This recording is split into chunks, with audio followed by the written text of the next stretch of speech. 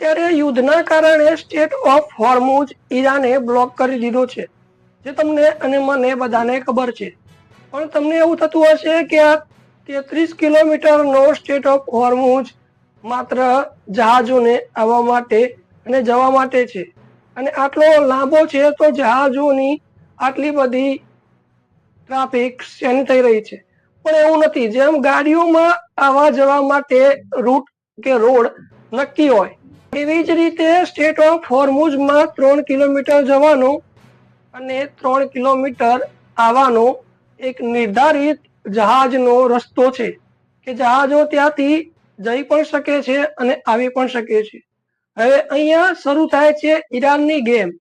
ઈરાને આ 3 કિલોમીટરની અંદર બારૂદી માઇન્સ લગાવી દીધા છે, અને હવે ઈરાન કહી રહ્યું છે કે અહીંથી પસાર થવું હશે તો દરેક જહાજે $2 મિલિયન એટલે અંદાજે 19 કરોડ રૂપિયા થયા. 19 કરોડ રૂપિયા એક જહાજે આપીને અહીંથી પસાર થવું પડશે.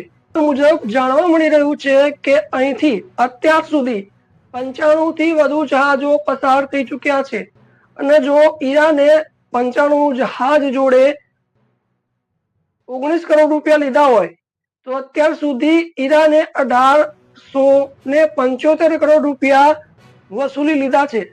એટલે કે ઈરાને આ હોર્મુઝ સ્ટોપમાંથી 1875 કરોડ રૂપિયા કમાઈ લીધા છે યુદ્ધની પરિસ્થિતિમાં. જો કે આ તમામ માહિતી વિવિધ અહેવાલો અને દાવાઓ પર આધારિત છે, અને ઈરાન તરફથી આ અંગે કોઈ સત્તાવાર પુષ્ટિ આપવામાં આવી નથી.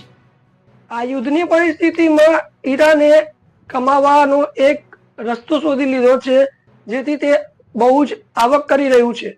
પણ હવે પ્રશ્ન એ છે કે શું ખરેખર ઈરાનનો આ સ્ટેટ ઓફ હોર્મુઝ ઉપર કોઈ અધિકાર લાગે છે? તમારું મંતવ્ય કમેન્ટમાં જરૂર જણાવજો. તમે જોઈ રહ્યા હતા DM90 news, digital Gujarat, digital news.